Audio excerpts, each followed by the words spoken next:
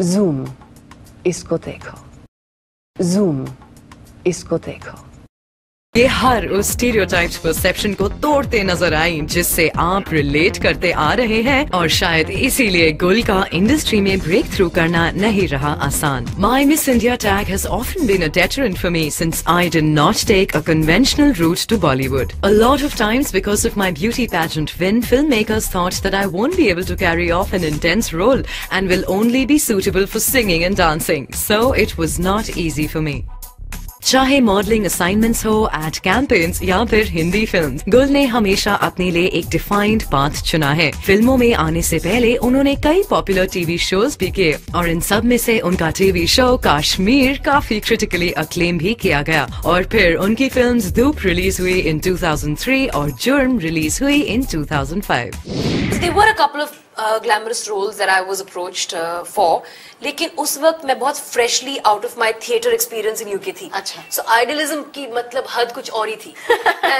and the thing was the kind of glamorous roles that जो approached me वो अच्छा 15 दिन का काम है, 3 गाने हैं। But the point is even then as somebody who was so young, there was a certain stubbornness and a certain idealism and a certain I wouldn't call it intelligence, but certain intuitiveness.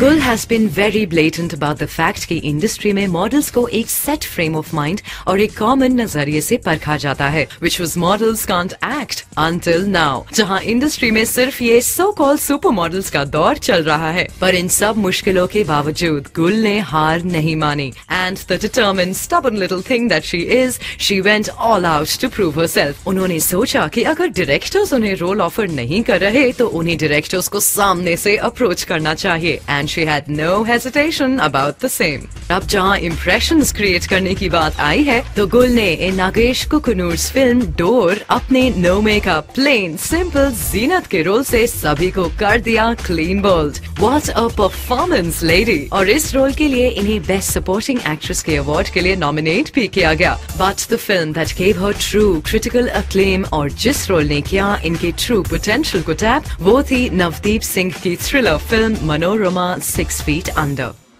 देखा जाए तो इनकी जितनी भी फिल्में release हुई हैं, उन सब में उन्होंने somewhat dull, drab और offbeat रोल्स किए हैं, जिसमें ना ही तो था कभी कोई glamour and neither did she execute any oomph। पर हकीकत में ये सब किरदार इनके पर्सनल कैरेक्टर से बहुत ही ऑपोजिट और बिल्कुल ही वेरिड रहे हैं।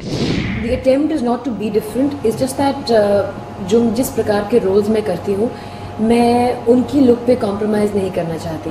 ग्लैमरस दिखने के लिए और बहुत सी जगहें होती हैं, अवार्ड फंक्शंस होते हैं, पार्टीज होती हैं, फोटोशूट्स होती हैं। That's where you need to look glamorous if required. मुझे नहीं लगता कि अगर एक रोल ग्लैमर डिमांड नहीं करता उस पर ग्लैमर फोर्स किया जाए।